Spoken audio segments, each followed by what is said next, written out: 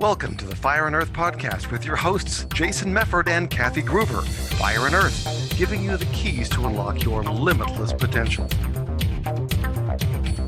Welcome to another episode of the Fire and Earth podcast. I'm your co-host, Jason Mefford. And I am Kathy Groover, and we are going to talk today about something we all face, decision making. And Cue the scary music. Oh, okay, I'll put that in the edit. We all face times where, what is the song? Should we stay or should we go now? Do we stay? Do we go? Do we say yes? Do we say no? Do we ask them out? Do we not ask them out? We were constantly every day faced with hundreds of decisions. What do we order for lunch? Which way do we drive to work? Do we go to work today? Do I call in sick? And we do get to a point where we have decision fatigue, which is why going to the grocery store at the end of the day is not always a good idea, because at that point you buy every cookie, cake, and candy that you want because you're decisioned out. You're just exhausted from making decisions all day. And the reason we're talking about this is I've had a couple clients in the last few weeks, coaching clients, who are really having trouble making decisions. One didn't know if she wanted to go back to her hometown with her girlfriend or if she wanted to stay here in Santa Barbara. And so we worked through that and had a couple really great tools to figure that out. So I thought we would talk about that today. Yeah, I think that's good. And it's, there's different ways to make decisions as well, right? Because there's different tools, and you can talk about some of those that you share with people too. But there's also kind of what I kind of call like higher self decisions too, where you kind of check in with yourself intuitively as well. But we can talk a little bit about too, because I think especially when it's major life issues, we can do a lot of the 3D decision making, T accounts, advantages, disadvantages. Mhm. But at the end of the day, we have to do what's in our highest and best interest as well. Yeah. And I know I've had several of those kinds of experiences this last year as well in my life where and sometimes the decision, which is kind of like what we just talked about on the previous episode we just recorded about control, is that a lot of times we want to control the timing of the decision too. Right. And sometimes we have to wait for the answer to come. And the waiting is the hardest part, Tom Petty sort of thing too. So, all right. So take us away. So how have you been helping your clients kind of come through this and make decisions? Right. Well, I'm a huge list person. Quelle surprise. But one of the things I tend to ask my clients is I do a little big plus sign, and then it's, let's use the stay go thing, right? So what would the best things be of staying? What would the worst things be of staying? What would the best things be of going? What would the worst things be of going? And we write those out in those quadrants. We see sort of where the heaviness, what the heaviest quadrant is. We read them out loud, and I say, now that you've written that all down, what feels best to you? It's a great way for those linear decision making, because it illustrates and really clearly what it's pros and cons, but it takes it one step further. We used to call this Paris. I think this is called Paris window in hypnosis, when you kind of do these quadrant sort of things. So we went through that and we did that, and she looked them all over and she went, "Oh, it does sort of look like I'm leaning towards staying." And I said, "And for your higher purpose, you're in a place, you're regenerating kind of yourself, you're rediscovering who you are. From what you've told me, it sounds to me like you're leaning towards staying." She said, "Yeah, but I still don't know." And then more excuses came, right? And so I handed her a quarter, and she goes, "What?" And I said, "Take the quarter." She goes, "Are you going to have me flip a coin?" And I went, "I'm going to have you flip a coin." Mm-hmm. And she goes, "Oh," and I seriously, "Flip it. Heads you stay, tails you go." And she goes, "Oh, I said, the heads you stay, tails you go." And she said, "Okay, heads I stay, tails I go." She flipped the coin and it landed, and she went, and I said, "What is it?" And she said, "Tails. I guess I'm going." And I said, "How do you feel about that?" She goes, "I was really hoping it would be heads." I said, "Great. Well, then you have your answer." Yeah. No, and I You think clearly want to stay. And Yeah, she goes, "Oh God, you're right. Yeah, I do." Yep.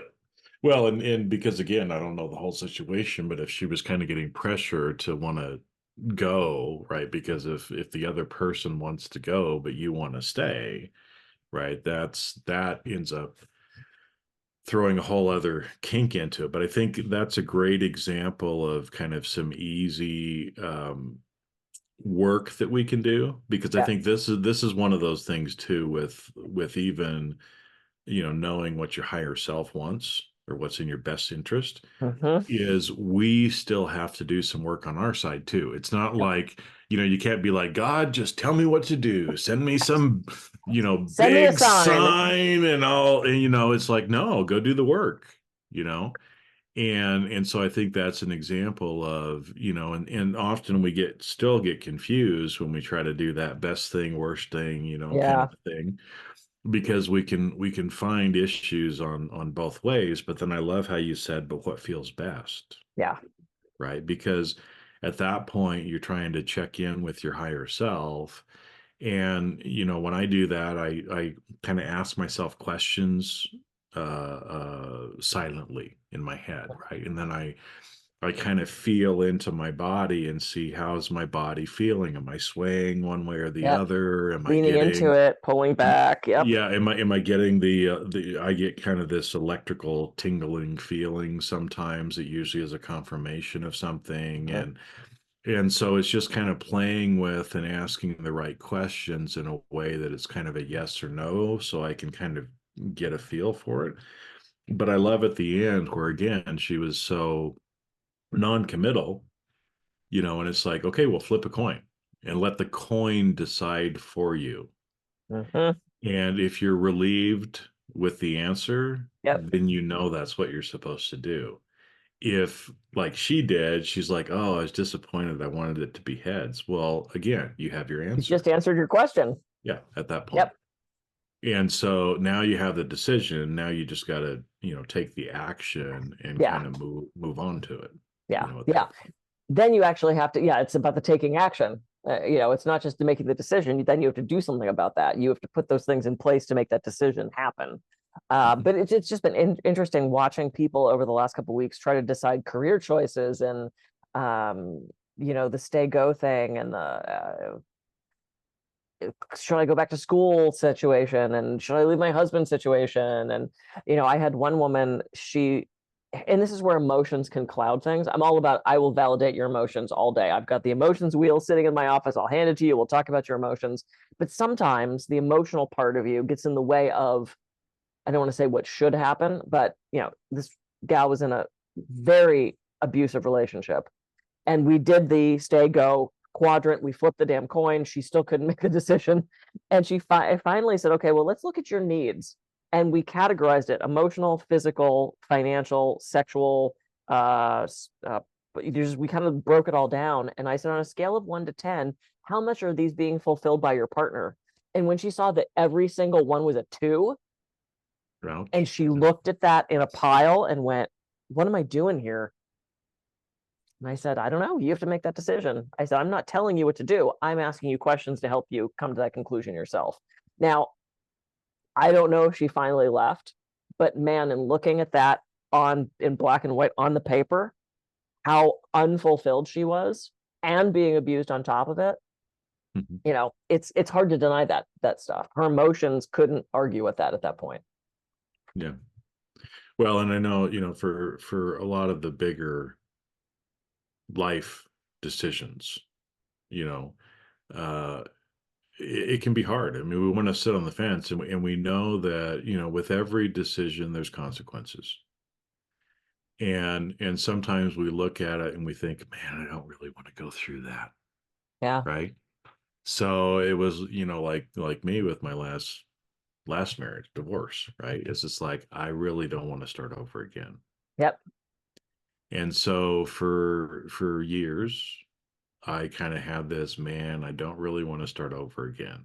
I've done this how many times in my life? I don't want to do this again. Yep. But, again, I kept sitting with it and kind of narrowed it down to, what are the right questions to ask too. Yeah. And I think sometimes, in making a decision, we have to be asking the right question. And Mm. so, like that with my last relationship, I sat with that for many months trying to figure out what really is the right question to ask on should I stay or should I go, Mhm. right? And when I finally figured out what the right answer was, I still couldn't kind of get the answer myself. I wasn't feeling or had the confirmation, and so I talked with my mentor and kind of asked the right question, right? And he looked at me and he's like, "No." And the minute that he said that, it's like that woman. It was the answer that I wanted to hear or knew that I already kind of knew was the Yep. right answer, but I didn't have the courage to admit it.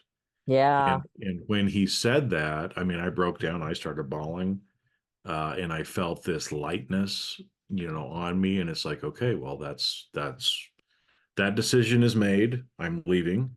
Yep. And then the next question was, I think I need to move physically, but where do I move physically to? Is it some other place in LA? Is it somewhere else in the country? Is it outside of the country? Where is it?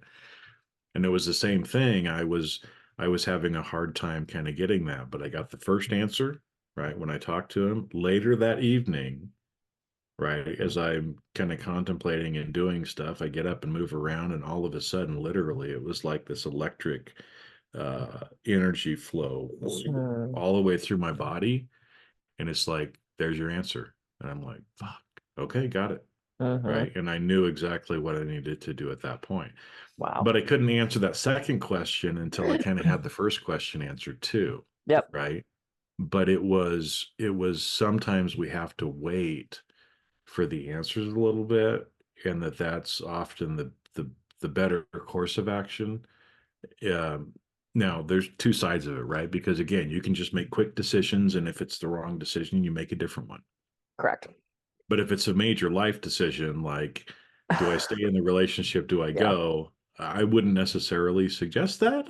Yeah. You can't often undo that one. No, but Yeah. do I buy chicken or beef this week? Right. Yeah. Which restaurant? Right? What do I get at?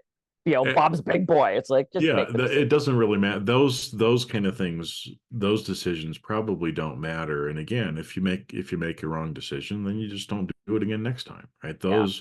Those have much less of a consequence than some of these bigger things. Yeah. One of the books that I had to read for school, for the psychedelic program that I'm finishing up, and I don't remember which book I've got a house full of books, but one of the things it was talking about was making decisions and making big life decisions, and how we often agonize over these things that don't need to be made. And the author of this book was talking about how to quickly make these decisions from like subconscious, basically. And he was out to lunch with a friend, and the menu came, and the guy went, okay, so let me know when you are ready to order. And his friend went, wait, you know what you want already? And he goes, yeah. And he goes, have you ever been here before? And he goes, no. It's not like I'm here all the time and I know what I want. I made a choice. And the friend was baffled. Mhm. He's like, how did you do that fast? And he said, I tell you, 90% of the time, I love my meal. It is rare I'm unhappy with it. And in that 10%, it's still good. Maybe something could have been better. Okay, maybe.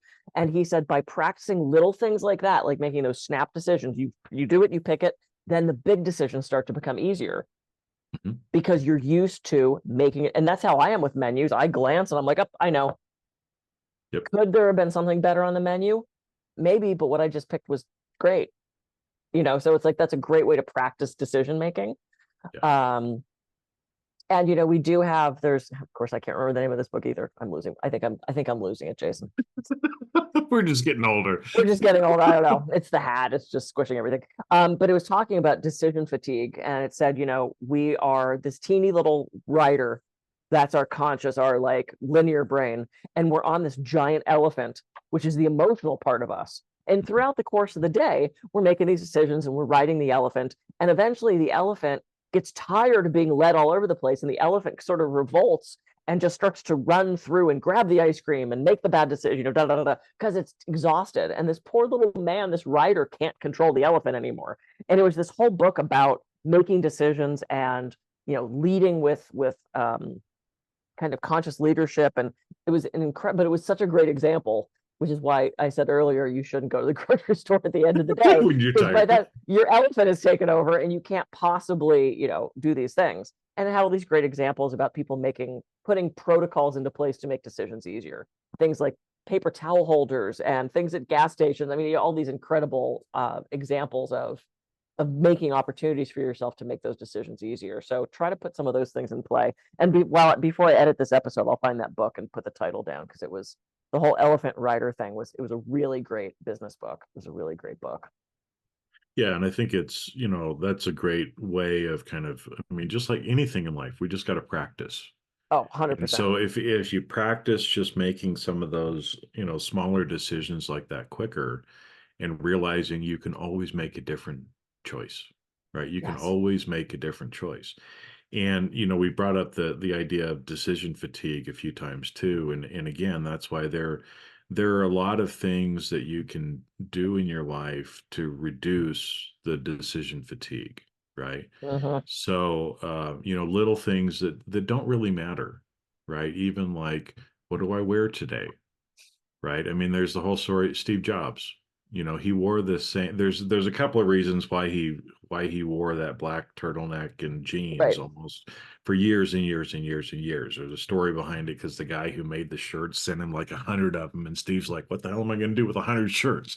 Right? So he just started wearing them, but it was a way of reducing decision fatigue for him. And so you see Yeah. this a lot in people who are very busy, CEOs, Yep. heads of state, things like that. There's little decisions like that they just kind of give over to somebody else, or they Mm, just don't worry about. They just wear the same thing every day. It doesn't matter what I wear, right? right. For me, it's like, yeah, I show up. This is my favorite sweater. So when it's cold out, you're probably going to see me wearing this, right? Because I Yeah. don't even think about it. And I just tend to grab whatever's on the top of my pile. So I tend to wear the same two or three things all the Yep. time, right? But that's a way for me to not have to worry about those kinds of decisions as well, right? Yeah. Is it reduces that so I can spend my energy more on making the decisions that I need to make. Yep. And kind of the other side of it is, for a lot of the decisions, it doesn't matter. It doesn't matter, whether you order, the fillet, or if you order the salmon on the menu. It doesn't matter Yep. really. And so we end up wasting a lot of time and energy on that. Even some of the bigger things, should I go back to school or should I not? Well, I don't know. If you want to go back to school, go back to school. It doesn't matter whether you do or not. It's not Right. like your whole life hinges on this particular thing, right? And I think we're so worried that we're going to make the wrong choice 100%. Yep. that we don't make a choice, but not making a choice Is making a is a choice. choice, right? Yeah. Yeah, no, I was just gonna say that same thing. Yeah, and we put so much pressure on ourselves, and other than kids and tattoos, and one of those is negligible. There's not a lot of decisions that you can't undo. I'll let you decide which one. Um, so yeah, so write the pros and cons. Talk to a trusted person.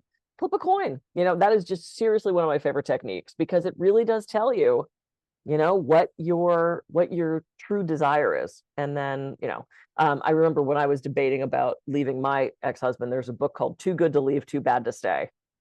Mm. And it was the same thing. It's like, when it's good, it's great. When it's bad, it's blah. And which are you getting every moment of the day? And for so long, I was like, I'm leaving, and then everything would be good for a while. That was the cycle, right? And then I'd be like, oh, it's terrible again. I'm going to leave, and then it would get good again. And it was like, it was exhausting to be pulled in two different directions for so long. And the night I decided to go, it was the most liberating feeling I ever had. I could feel all this weight lifted off my body. Yeah. So, you'll feel better once you make that decision. And I understand they're so difficult. It was not an easy decision. It took me years. And just like you said, it takes you years sometimes to make these decisions. Yeah. I mean, there's most of my major life decisions, it hasn't been I'm getting better at it. I'm Mm, getting quicker a lot of times because, again, I'm tuning in more for what my higher self really needs, instead of just trying to think yeah. about it from in this 3D kind of space. But it's it does, and I'm still learning how to do it as well. And I think that point that you brought up with that title of the book is, so much of the time too, we kind of settle for good or okay Yeah. It's good when enough. when we could have great. too. And I think sometimes that's one of the things, because subconsciously we're kind of afraid of that opportunity loss, of I'm going to give up something that's Right. okay or good. And if I'm gonna give that up, what's gonna happen? What if there's And nothing better? yeah, but what's interesting, and again, this goes back to my mentor, is so many, I've heard him say this so many times to myself and to other people that are around him, where they'll kind of say something like, yeah, but I'm not really sure, what's going to happen, are things going to be better, or are they going to be worse, kind of thing. And he's like, well, I think it's probably going to be pretty amazing, whatever you decide, kind of a thing.